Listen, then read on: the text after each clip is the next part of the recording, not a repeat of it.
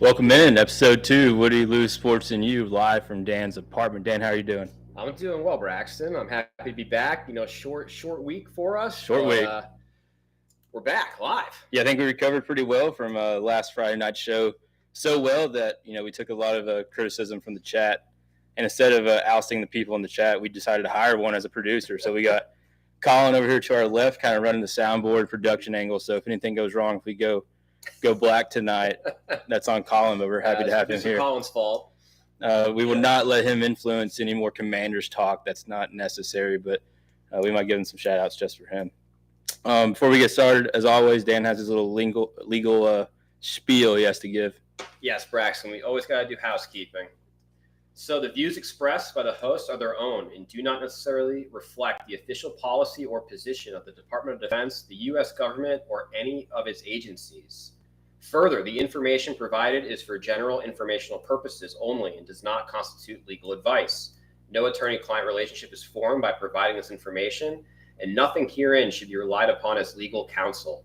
For legal advice specific to your situation, please consult a qualified attorney. Thank you, Dan. So going on from that, like we said last time, we're not going to talk anything too serious here. We're just talking sports and some current events and some live stories from us. We've already got Gavin in the chat. Appreciate that. Is Dan just a big SEC guy? Dan's a huge SEC guy. Last week he came out as hot with the USC PFG. He's now traded that in for an Auburn PFG. Both teams took losses last Saturday, but he's still staying strong with the War Eagle. Even got the hat on this week. So at least we last week, fair or foul, he got fouled pretty hard with the two different sports, different teams combination. But now we got Auburn. Dan, how you feeling about the Auburn Tigers coming out of last week? I mean, lost 2 games, pretty bad loss to Oklahoma that I was at in person, and then last week's loss. It's not a good streak for the Tigers. No, it's in true Auburn fan fashion that you're still sported in all the gear and you're not going to let that phase you. So I do appreciate that. Man.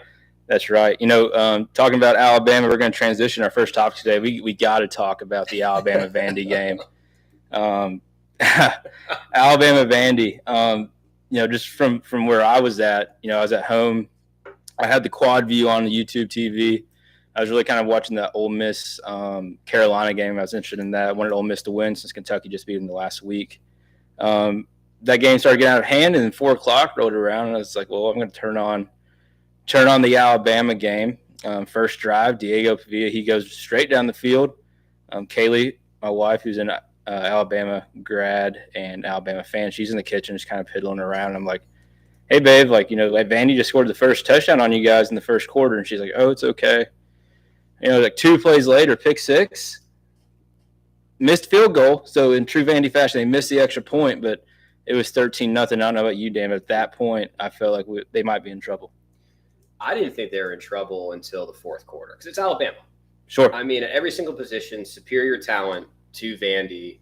And, I mean, they were just putzing around for the most part off of a big win of Georgia. I thought came out a little flat, but I never expected that result. You say, I'm not necessarily disagreeing with you that Alabama has better talent, position, but with the transfer portal, do you not think that the parity level in college football has risen maybe to a degree that we're not expecting, we're kind of seeing play out before our own eyes? I think so, yeah. It's basically free agency, and you get players that can develop at other programs, and then an opportunity to come to the SEC to start. It's definitely more parity, and you have upsets like this. I mean, it was across the NCAA last week. We had major upsets.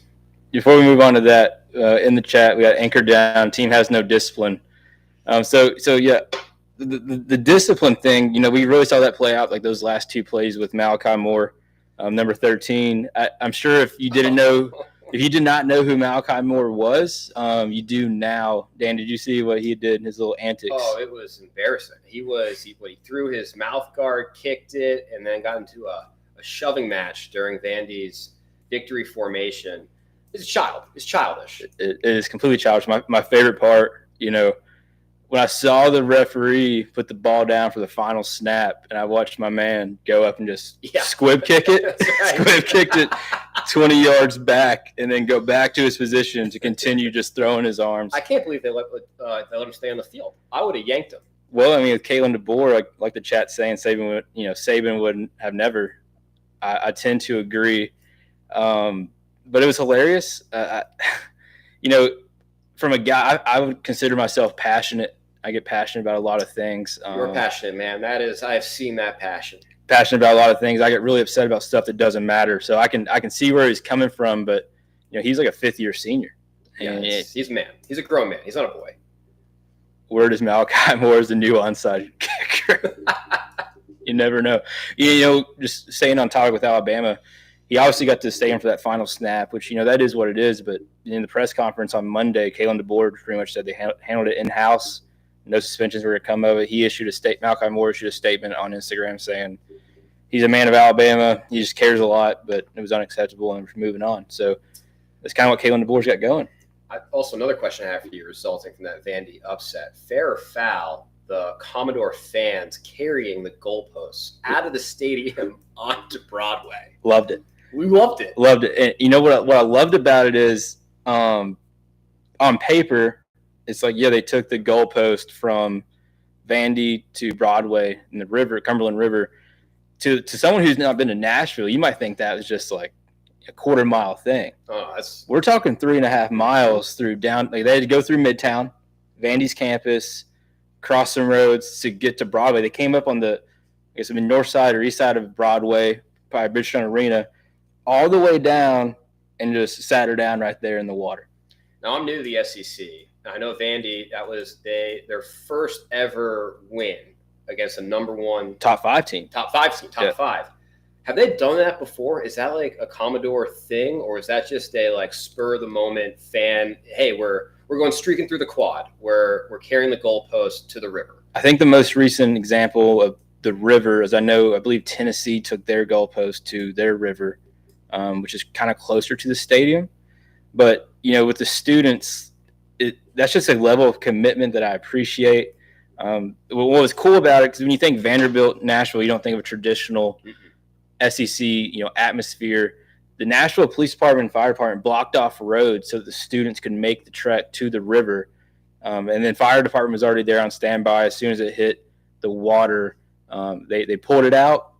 They're chopping it up now. Now they're selling it for donations to NIL, which I think is a pretty good money grab. I like that. Prices were crazy. It started at like $40.35 because that was the final score. Vandy 40, Alabama 35, and it goes from there. I think the highest one was around $28,000 because that was their attendance. They sold out. It was 28,400 something. So that was the highest donation. But the best thing about that game for me, being married to an Alabama football fan, is my wife's reaction.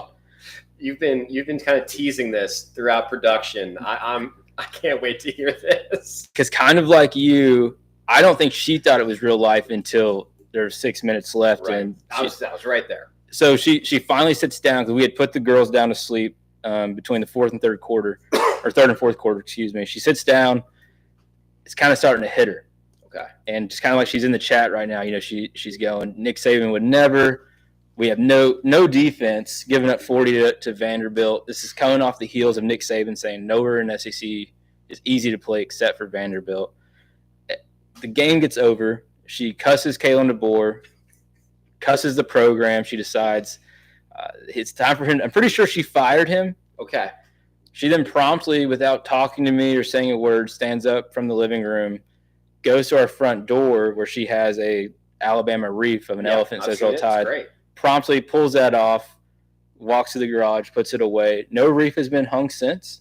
So just matter-of-factly in silence, just shelf the wreath. And I was kind of trying to explain to her, like, I would trade Alabama's success over the random loss in Nashville. Yeah. She disagrees. But I think that's an unforgivable program loss in your wife's mind. Yes, and that's an Alabama fan for you. But I love her so much. That's what happens when C's go on people's chest.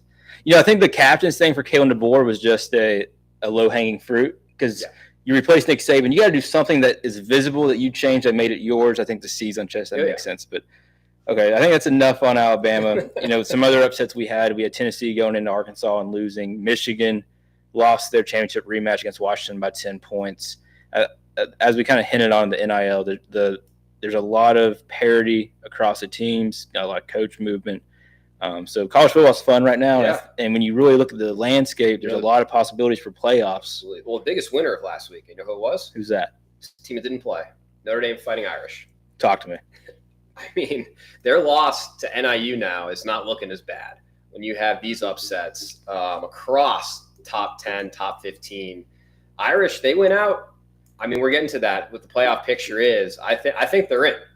Would you argue that a loss on the road in the SEC to Vandy or Arkansas, so you're arguing that's a worse loss than a home loss to a MAC school? I'm not saying it's a worse loss.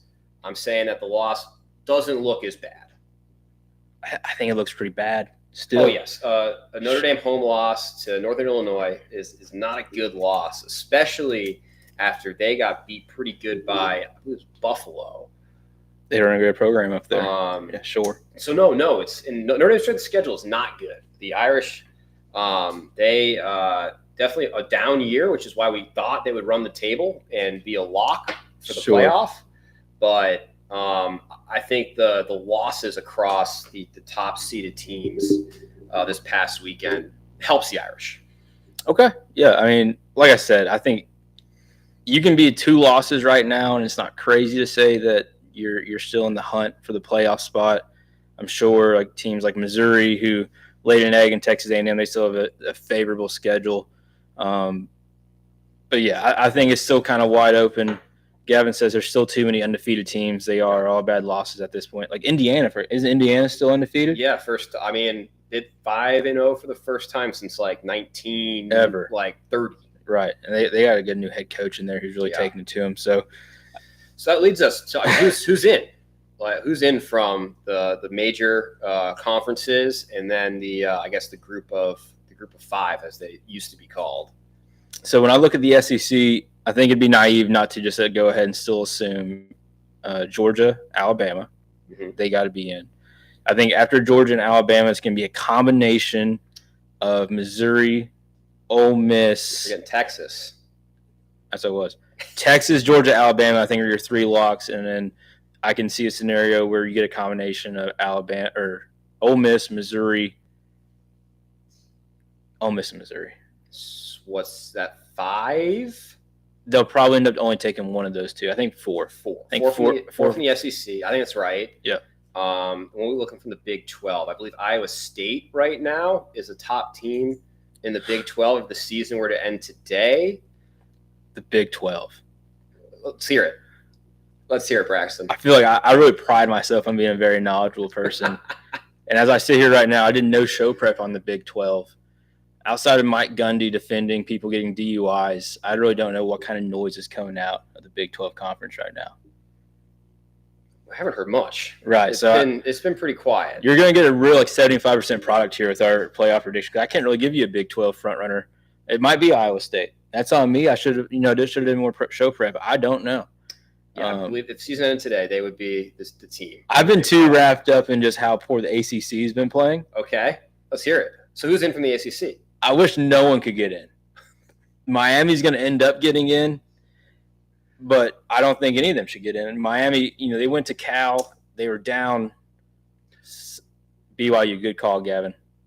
We're a big Mormon podcast here. Obviously, shout out Coach Pope. But looking at the Miami Cal game, they should have lost that. Yes. Cam Ward looked like the Cam Ward of old at Wazoo. They end up getting the win. But Miami, who else can you even mention? And people are going to say Clemson. You already know my opinions of khaki-stained Coach Dabo, but the ACC doesn't look good. I think it's really just going to kind of come down to those 4 SEC teams. And then Ohio State. Oregon, who still hasn't played to their full potential, I don't believe. I don't even want to say Michigan right now. I don't think so. Who do you got? Penn State. I don't think so. I don't know. There's no powerhouses in my opinion. For the group of 5 though, people even said in the chat, the Army-Navy game. They're both undefeated for the first time since forever. I love the prospect of Army-Navy playing 2 weeks in a row in the AAC championship game to determine who goes to the playoff. Well, I guess it might not, because the Army-Navy game is after championship week. But they don't have an automatic bid. No. So that's interesting. How does that work? So it is, it's the top. They take the 5 conference champions. Yes. Top 4 get automatic 1 through 4 seed in a first round bye. Correct. Then it's 7 highest ranking teams left. However, the highest ranked former group of 5 team they're in. They made it complicated, honest. But the Army Navy, I'm interested to see how that plays out. Especially, I really didn't think about how the American Championship game is going to be prior to the Army Navy game. Could they play each other in that game potentially? Oh yeah, and then have a rematch the next week. Mm-hmm. I feel like you have to give them both the nod if you don't see how that plays out. Because which win are you going to? If they split, then you got to look at shared. So again, as brought up in the chat, Notre Dame still has both Navy and Army on their schedule. The annual game against Navy, great tradition there. Navy, for the viewers that don't know, they kept Notre Dame open during World War II. It became an officer training base for the Navy. So that's why Notre Dame plays Navy every single year. And then not every year, but historical rivalry between Notre Dame and Army on the 100th anniversary of the Four Horsemen is being played in Yankee Stadium. Y'all always do weird stuff like that. It's the best. Fenway Bowl games, Yankee Stadium, pinstripes, all the nonsense. Ireland, yep. Good for y'all. In the chat, what is Dan drinking? I'm not going to say what it is, but that drink also deprived from Ireland. So we'll let you infer what you want to on that in the chat. So that's our college football playoff. I mean, it's not a good outlook, I'll grant you. I think there's still just so much to be done. I think week 5 now, going into week 6. Okay. I still think it's too early really to know, but the familiar names are going to be up there when it's all said and done. And I think we might see a Service Academy hit the group of 5. I would love that. We have a Service Academy in the first round of the playoff. You got to love it. As long as it's Army. Right. A little bias there. Beat Navy. But both those teams are throwing the ball now. Yeah, it's a little more fun style of play. They're throwing the ball. It's a very foreign concept watching them. Correct, but they're still obviously ground and pounding it. Okay. So right now we're going to transition to some NFL. We got to recap that a little bit. I have a fantasy. First, I'm going to start with a fantasy story I had. Fantasy football story. So having fantasy? Yeah. So there I was last Thursday night, and we had the Thursday night football between the Falcons and the Buccaneers. I went back and forth on who, if I was starting Baker Mayfield. I talked about that last week, ended up starting Baker. And throughout that, Baker was putting up a lot of points. I'm obviously tracking the game. I had Drake London and the other team. And my sister-in-law, who I was playing, who's also the commissioner of the league, had 3 people out, one of which was her starting running back who plays for the Buccaneers. And I felt bad. The projections were up there to like the 130 to 80 range. And I'm loyal, and I'm also a competitor. So I kind of just went fair and foul. I ended up texting her, reaching out and saying, hey, you don't have these players playing. I recommend you look at your schedule. Because, it's Thursday. You can still pick up a running back for Sunday, blah, blah, blah. You're a man of integrity. Man of integrity. I'm a honor, duty, respect. You want to beat them at their best. I respect Correct. I would not sleep as well if I would know that she was shorthanded. So anyway, I tell her. She's very appreciative. She adjusts her team. So there we were at the end of day Sunday. I'm up 13 points. Okay. How many left to play? I have 0. You're out. Spent. She has 1. Monday night. Okay. Travis Kelce. Taylor was in Arrowhead. Travis Kelce, who had more yards and receptions in the first half of that game than he had for the whole season to that point. Travis Kelce. Needless to say, it's because Taylor was there. I ended up falling asleep around the third quarter of that game. I said, I'm going to turn the phone off. I'm going to see what the score of the fantasy is. And she ends up beating me by 0.62 points. I don't think I've ever seen a slimmer margin of victory in fantasy football. 0.62 precisely. And the best part about it is she was so nice to text me today and say, hey, I really appreciate you reminding me to play my players' handshake emoji, which really I appreciated so much. How deep that cut you? Bad. So much so that I think I need to fire myself as the manager of both my fantasy teams. I'm on a 0-6 skid over the last 3 weeks. Speaking of coaches getting fired, it's going to lead us right into our biggest talk in the NFL is Robert Saleh. He's out. Is that the quickest as far as into a season firing, at least in recent? Well, I can think of one. Urban Meyer was fired by the Jaguars, but I don't think it was week 5. No, so he, in recent history, he's tied with Matt Rule in Carolina. Did Matt Rule only get one season? Are you saying that was his second season? Well, I know when Matt Rule got fired from Carolina, he was 1-4. Okay, so it was week 5. Yeah, so this was the same as Robert Saleh. Robert Saleh was 2-3. Matt Rule is 1-4, who's now doing things in Nebraska. He's doing pretty good out in Lincoln. They got the speaking of the Chiefs, they have that Patrick Mahomes lookalike freshman at quarterback who irks me and is probably the cringiest person I know. But yeah, so Robert Saleh, he's out. He had a 20-36 record overall through 3 seasons and some change. Thought he was a good defensive coach.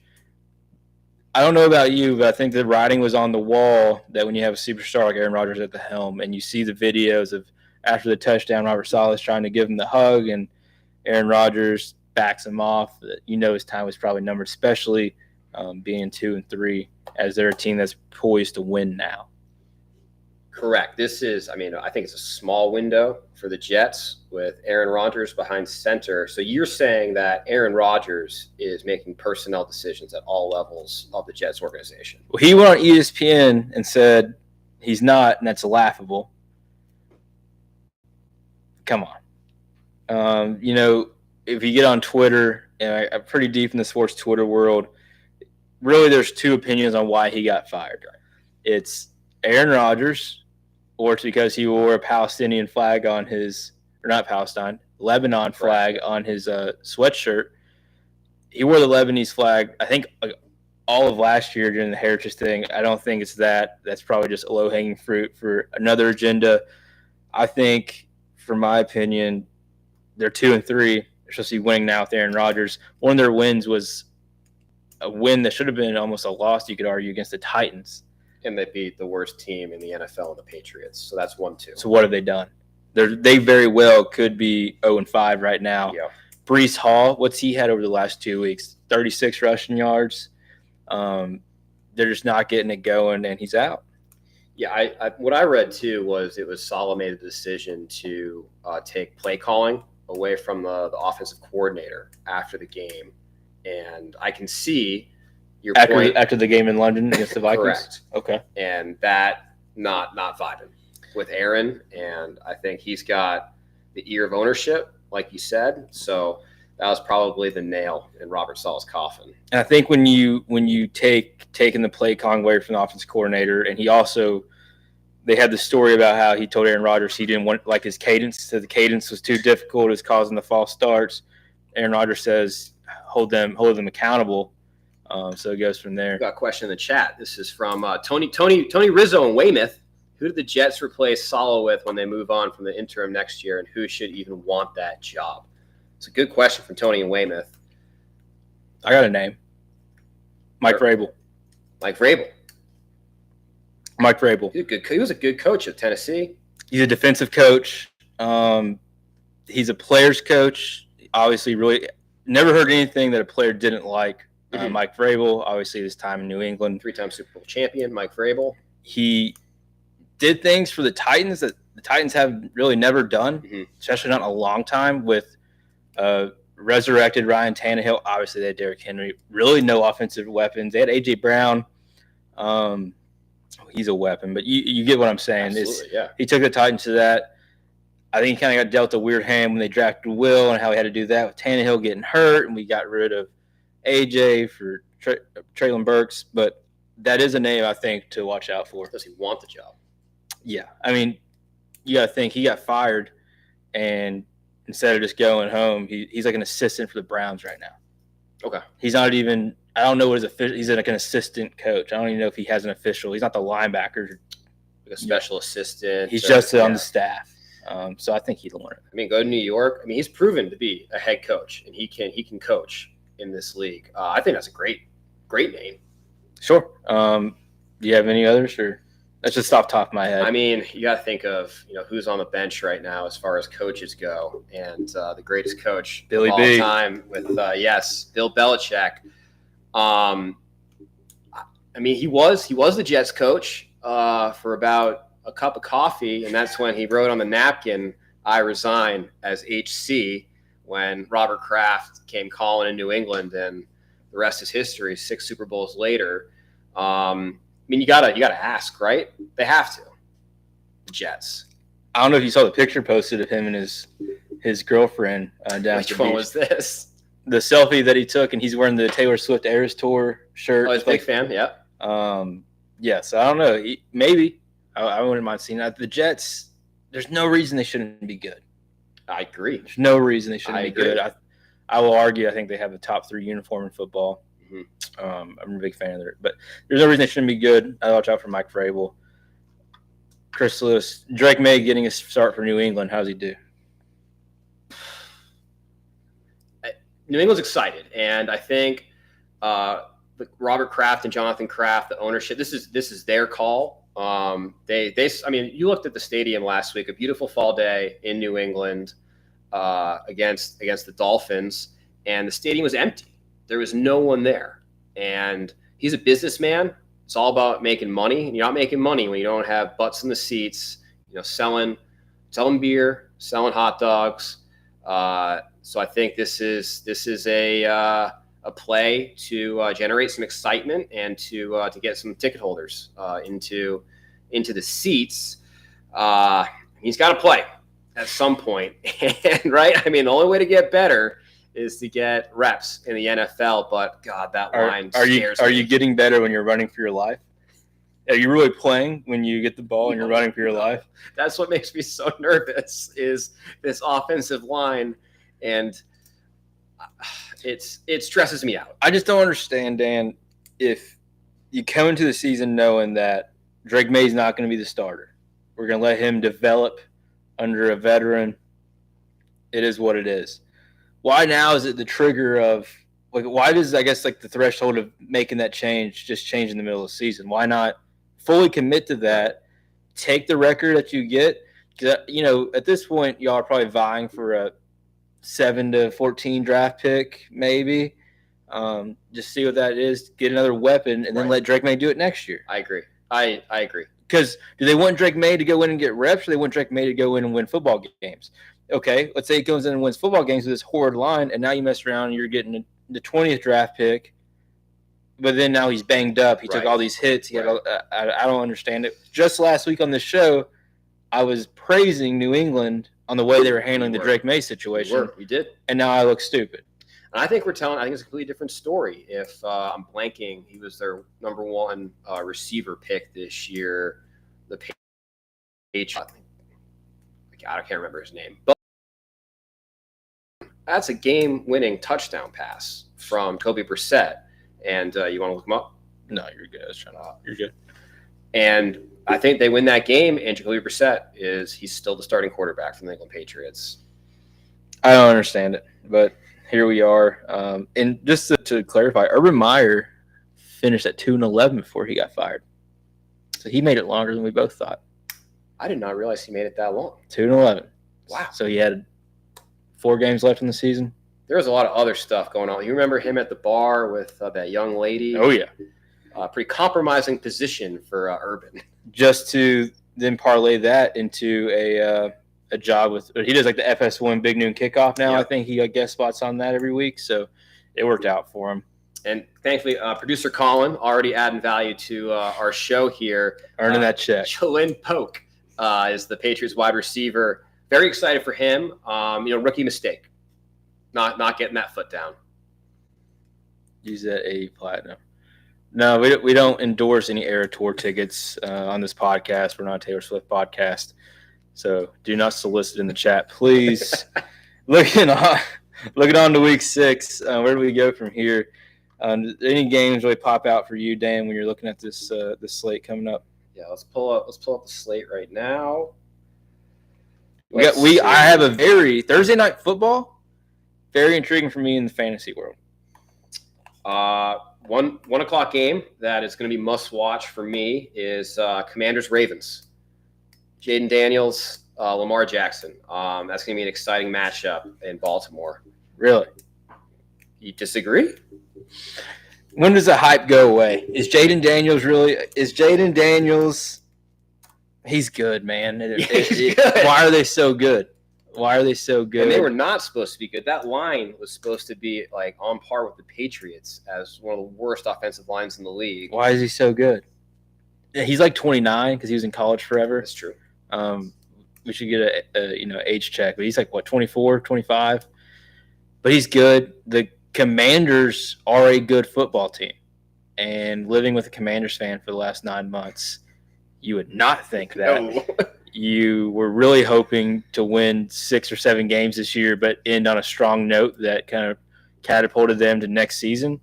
Defense is playing fine. Offense is electric. It's at least exciting. At this point, at least the way they're playing and the numbers they're putting up, they might lose, but it's going to be an exciting game. They're not going to go out there necessarily and lay an egg, or at least you don't expect them to. But Lamar, we got to talk about Lamar against the Bengals. I don't know if you saw that play right before prior to the game ending. They were on their 12-ish yard line. He fumbles the snap. Yeah. He has people in his face. He rolls out a 20-yard rollout to the right, going out of bounds across his body. He throws it to the end zone to a tight end for a touchdown. So that was he's the best. I'm telling you, he's the most athletic and just kind of the best quarterback in my opinion right now. As far as ability, Patrick Mahomes is Patrick Mahomes, but Lamar just has those intangibles. And other than that, the slate of games for week 6 is not good. Huge AFC South matchup. The Titans and the Colts. First division game for the Titans this year. Expect a big win coming off the bye week. Listen to me right now.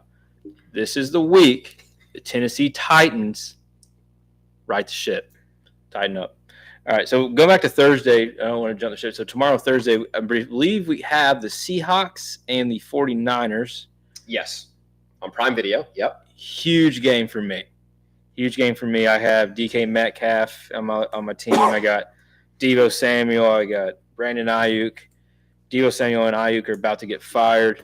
I'm about to move them off if anyone wants to take suit on them. But DK also, he had a whopping 2 points last week as well. But it's a big game fantasy-wise. I think it's going to be a good ball game. Yeah. That'll be a good Thursday night game. And then other than that, a game that stands out to me, Buccaneers Saints. Sure. Baker's he's lighting it up. I'm all in on Baker. Mm-hmm. This is a Baker podcast. We discussed this last week. Baker Mayfield's a legit quarterback. Carolina should be so mad at themselves for how they treated him. Los Angeles should have probably thought about keeping him after he came in and did great things for them while their quarterback was out. He obviously got that good relationship with Liam Cohen. Now he's down in Tampa Bay doing great things. Speaking of Tampa Bay, we'd be remiss if we didn't mention the Hurricane Milton coming through. Prayers and thoughts to all those families who are going through that. We hope they all got evacuated. I know Tampa Bay ended up leaving early to get out of the storm's way. So thoughts and prayers. Hope that all of that works out for them. You think? And then the last game, the only game with 2 winning records is Lions at Cowboys. Don't like the Cowboys, but it should be a good game. The Lions under Dan Campbell, they're a fun team to watch. I like Dan Campbell. He's a grit guy. He's a passion guy. I think if I had any athletic ability to where I could play in the NFL, that'd be a coach I could really relate to. We're not really the smartest in the detail guys, but we're passion guys, and we can ride that wave to really successful seasons. He's done great things for Detroit. They should be really happy to have him. Dan, if you don't mind, we can keep talking NFL, but before we kind of start talking postseason baseball, there's a story I'd like to tell you from my time at the pumpkin patch this weekend. Is that okay? I would love to hear this story. Any story with you and your girls on the weekend and your free time is something I like to hear. So let me preface this story at home, so I don't want anyone to get offended. It's a good start. But okay, so as you know, my name is Braxton.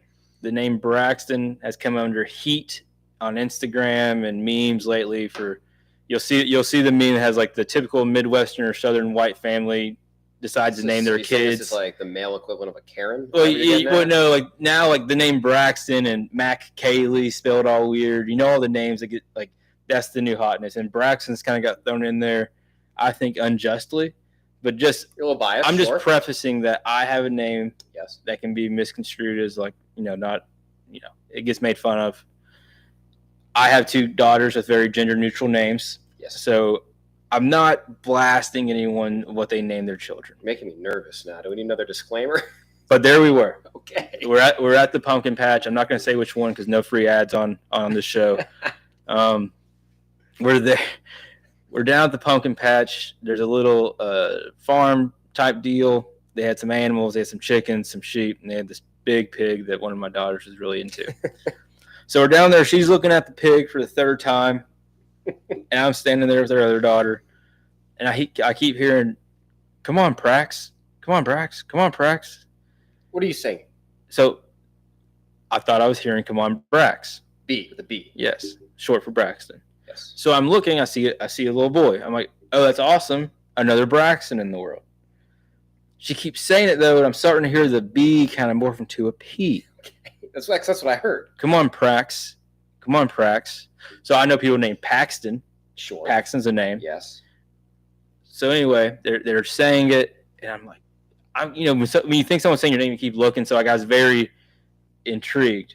Praxton in the chat. Yeah. So I thought maybe it was Praxton. It was not. When I tell you I was as close to this family as I am to Dan right now, his name was Praxis.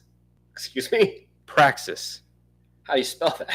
Don't know how you spell it. It's the same name of the test that teachers have to take before they become certified school teachers. Okay. You have to take the Praxis exam. Right. And then they said it. I kind of lingered. Is that like a Commonwealth of Kentucky thing? I've never heard of the I'm pretty sure the Praxis is a national teaching certification test. You go to college, you do whatever. Instead of taking the bar to be an attorney, you take the Praxis to become a teacher. Okay. My man's name was Praxis. Sounds like a Roman senator, Praxis. I thought it would be a funnier story if you knew what the Praxis was, so that kind of fell short. But that was one that had me shook that whole day. The rest of that day, shook you. Yeah. I had to go from seeing the pig, seeing Praxis to where the pumpkins were. It was time to pay the man. Pumpkins aren't cheap. How much the pumpkin? How many pumpkins are we talking about? I think we walked out of there with 6 pumpkins. So maybe 6 5, pumpkins. 5 or 6. What sizes? They ranged from small to, I think, normal, which was like it could be a large. Pumpkin. Correct. But Kaylee had to get the ones that are like the white circular ones, and then like the blue that they have to stack. But the colors they're already jacked up colors that they have to match. $58 for those pumpkins. 6 pumpkins, $58. Yes, that sounds about right to me. I thought it was high. Okay. Now, question for you: are you a pumpkin carver? Is that something that your house enjoys doing? Are you good at it? Do you have a penchant for pumpkin carving art? I'm not a pumpkin carving guy. My wife informed me that when the girls get older, we would, in fact, be a pumpkin carving family. With them being so young, we're currently a pumpkin painting family. Oh, I like that. Yes. Yes. Paint them. Yes. It lasts longer because when you carve the pumpkin, you got all the stuff, it smells, and then it decays faster. Sure. And you got to get the candles. You got to. It's a whole thing. Fire hazard. It doesn't get me going. Like I said, we're Christmas guys. We got hit on not being spooktacular enough last week, but it is what it is. I think painting them's fine because Kaylee, I don't know if she's still too ashamed. She could put like an Alabama A on it. I could put the Titan, the Titan sword, Titan logo on there, and it's all good to go. So that was my story. I appreciate that. Did you have anything from this weekend worth noting? No. Well, this is a pretty low key weekend. Coming back from Auburn, Wardam, their terrible loss to Oklahoma. But no, this weekend was actually prepping for my 10 days of leave that I'm going on starting Friday. Where are you going? So I have a trip up and down the Eastern Seaboard that I'm really looking forward to going on. I have a wedding this Saturday in Ohio. Shout out to Cody and Emma. Very excited to celebrate you guys. Shout out Cody and this Saturday. And then, so following weekend, starting Thursday, is my annual golf trip with my Notre Dame college friends in Pinehurst, North Carolina. So we are playing Thursday through Saturday. I think we're going to try to get in at least 72 holes of golf in those 3 days. The whole time, all I could hear is that I feel like we're not going to be able to get any shows off next week. And that's why we're recording Wednesday. We're shooting for a Friday. We're producing live on air right now. Yes, we are doing that. Producing live on air. Right? Yeah, we're producing live on air. But I'm saying that's unfortunate. Weekly schedule, normal weekly schedule is Friday night recording. So we're doing early this week because of my trip. Yeah, I hope my wife agrees to that in the chat because that'd be bad. We just told her it will be, in fact, be Friday. Does not interrupt with her Thursday night girls' nights out to Mexican. Okay, so now one topic. This is kind of late getting to the topic. We wanted to talk Pete Rose just in general. Oh, yeah. Pete Rose obviously passed away. R.I.P. All-time leading hit leader in Major League Baseball. I believe he recorded 4,256 in that ballpark hits. Don't think it's going to be touched anytime soon. He was he had received agreed to a lifetime ban from the MLB for gambling on his team as a player and I believe as a manager for the Reds in both positions. He was just found to gamble on the Reds as a manager. Okay, just as a manager. That was what the investigation uncovered. With that, he received a lifetime ban from baseball. Then that pretty much. So the Hall of Fame is a question, right? He didn't get in the Hall of Fame because he got banned for gambling. Something to note is Major League Baseball and the Hall of Fame are two different entities. So the Hall of Fame is voted on by the writers. Baseball Writers Association of America. Correct. And then what they did do, however, though, the Hall of Fame decided to coincide their idea of what can be in the Hall of Fame by if Major League banned him for life, they weren't going to touch him. Now, do you know there is one player in the Hall of Fame who does have a lifetime ban from Major League Baseball? Pretty sure it's Shoeless Joe Jackson of the Chicago White Sox. Is that not right? Shoeless Joe does have a lifetime ban, but it's not who I was going to say. Oh, really? It's a more recent. Is Shoeless Joe in the Hall of Fame? Well, I guess we're going to look that up right now. He has a lifetime ban. He does. He did. He did. Now, I don't know exactly what year they decided to make it the same ruling. 1989.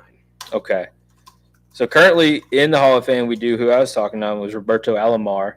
Oh, yeah. He ended up he was in the Hall. Shoeless Joe's not in the Hall of Fame. So it is just Roberto. Not in the Hall of Fame. So Roberto. Due to his involvement in the Black Sox scandal. Correct. Yeah. So Roberto Alomar, he is in the Hall of Fame. He does have a lifetime ban from baseball. Is a situation where he was inducted in 2011. 10 years later, 2021, investigation came out from his time in Toronto. He had some sexual harassment, assault allegations became founded, and he received the ban. But he is still in the Hall of Fame. So he's basically grandfathered in. No one's been kicked out of the Hall of Fame after receiving inducted. It. Correct. So that is the only one. Take all that away. Do you think Pete Rose should be in the Hall of Fame? This is a tough one for me. Okay. I mean, statistics-wise and what he did for the game, Charlie Hustle, absolutely should be in the Hall of Fame for what he achieved on the field. And I know that the landscape of sports gambling has changed drastically in the last 5 years with, the Supreme Court overturning the law, banning sports gambling across every state except for, a handful, Las Vegas, New Jersey. But it's an integrity thing. Sure. And he always maintained as well that he bet on his teams to win. Yes. So, but does that change it for you? I'm a principled guy. Man of integrity, we established that. Man of integrity, passionate.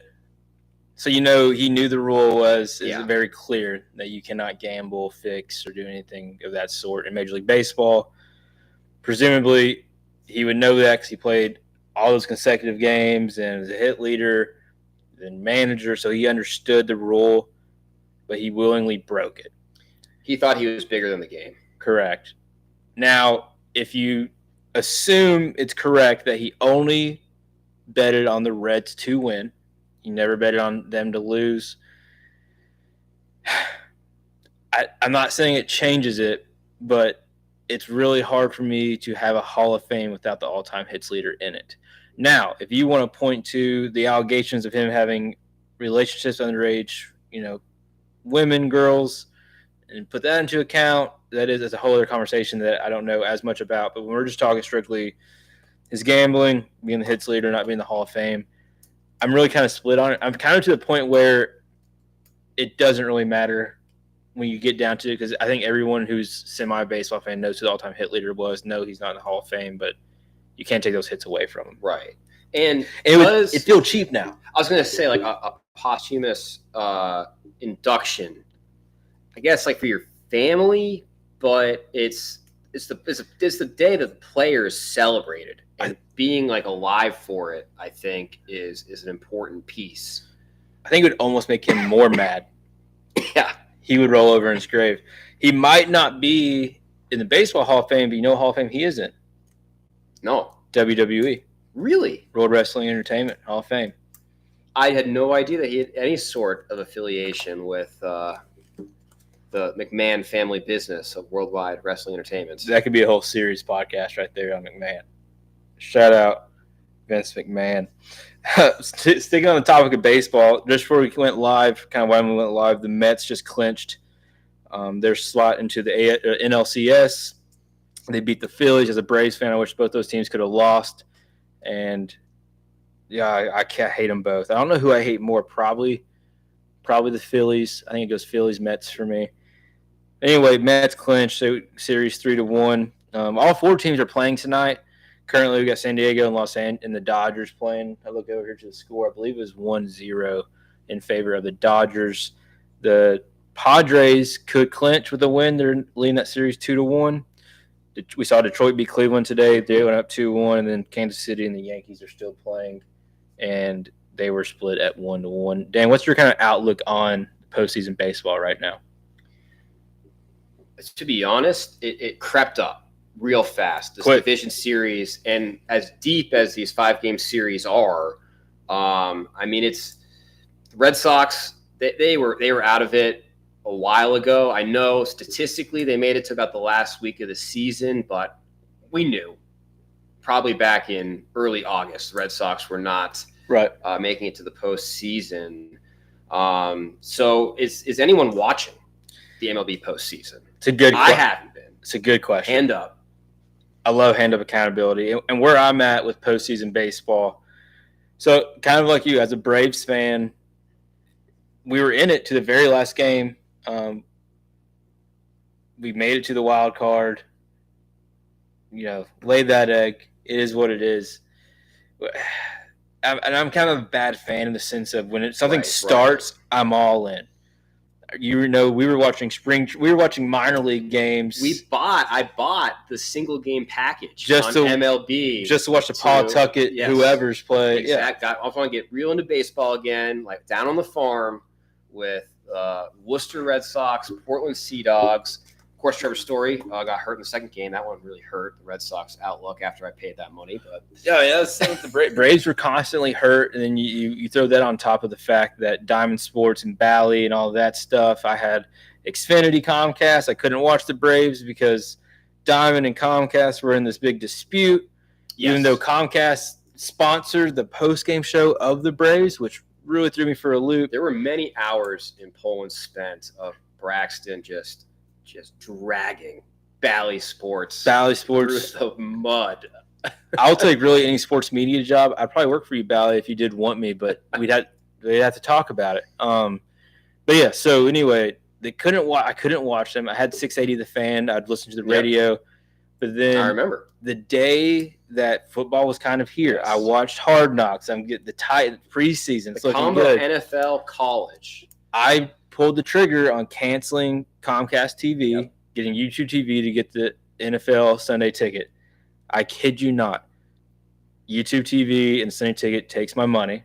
Yes. I canceled Comcast. I get an email saying, congratulations, Bally is back on No, it doesn't. Xfinity. No, it didn't. Same day. It is what it is. I still continue to follow through the radio primarily, but getting to the postseason, back to the postseason. I see in the comments, Ohtani. Yes, great for Ohtani. You have a world-class athlete and all-time baseball player sitting there for the Angels, not getting to do anything. Still sorry for Mike Trout going through the same experience. I would love for Ohtani to get to do it. I'm trying to look over here. It's still 1-0. I'd love for Ohtani to get the opportunity. I kind of don't love the Dodgers because it's the Dodgers, and we've had some beef with them. As a Braves fan, we got Freddie over there. No ill will towards him necessarily. It'd be great for Ohtani. The series that people really just aren't talking about, though, is that Detroit-Cleveland series, because Detroit kind of became America's team there for a little bit, taking out the Houston Astros, playing them because everyone hates them. But who's watching? It's a great question. October baseball is amazing. It's also up against a lot of sports. You have NFL, college football in full swing. You have playoff NASCAR races. You got it all going on. NHL just started last night. Your Boston Bruins gave up every goal possible to the Florida Panthers. The Florida Panthers literally were boarding up their homes all morning and then decided to go out and score 6 goals on the Bruins. That is what it is. But yeah, I think people will watch. I think when the NLCS and ALCS starts, that's when people get into it. I think the championship series what moves the needle. You get to the 7-game series. Yeah. But we have it on right now, and it's playoff. Every pitch matters, and it's been pretty electric baseball for what I've tuned in for, which has not been a much. But I want you to give me. This is a bold take because the Dodgers are down, but I would love to see a Tigers World Series. Yes. And then give me the Tigers. Tigers to win. I'd love to see it. Wouldn't you? As a fan of, that's American. I'm a National League guy. I would love to see that. No opinion on it. Sure. Okay. I would like to see it. I'm trying to think who I would like to see of the teams remaining. I like the Padres. I hate the Padres. They got Xander Bogaerts, former Red Sox player. I'd like a little bit of a smaller market team. If they could beat the big bad Dodgers, I'm gonna put my weight behind the Padres. Okay, like I said, they're leading the series 2-1. Padres Yankees series. I would like to see that, a little rematch of the 1998 World Series with Tony Gwynn. Padres Yankees. That's who I want. Fair or foul being a Red Sox fan and wanting your biggest rival in the World Series? To lose. So you want them to make it to the World Series and then lose the World Series? You would like that more? Yes, I want to see that matchup. I never want to see the Mets or Phillies or anyone like that in the World Series, even if they get swept. They still made it to the World Series, right? No one remembers who came in second in the World Series. I remember when Louisville went to the national championship and won in 2013. Because you have like a psychopathy for Louisville. Because I care. I'm a fan. So I'm a fan, you would argue. Yeah, you're a fan. Okay. So that's postseason baseball. Quick recap of NHL last night if you didn't catch it. Panthers beat the Bruins 6-4. Blues went in to Seattle and beat the Kraken 3-2. And then Blackhawks, the Utah hockey team. I love it. Yeah. Come in. They bust them up 5-2. Welcome to the NHL. Welcome to the NHL. I'm a big fan of the insert city or state sport team. I at first hated the transition from the Redskins to the Washington football team. That's a hot take. But honestly, like Washington football team, it's kind of cool. It's different. Yeah. It's classic. Because when you look over like in Europe, a lot of the soccer clubs, it's whatever. Whatever, football club. Yeah. So I like it. It was cool. I don't know if you saw any last night. They were kind of doing like a live watch party in the pavilion area down there in Utah. It was a big thing to do. Yeah, PK Subban and all them they wear jerseys now. And they do the preseason or the pregame stuff of the team they predict to win. Oh, I like that. It's different. It's cool. I'm glad the NHL's back. Smashville will start up on Thursday against the Dallas Stars. Be sure to tune into that. We are going to be an NHL podcast if Dan likes it or not. And I will make a point to talk about what's going on the ice every week that we tune in. Dan, it feels like we're at the 55-minute mark. Yeah. Do you have any closing comments you'd like to give to the listeners?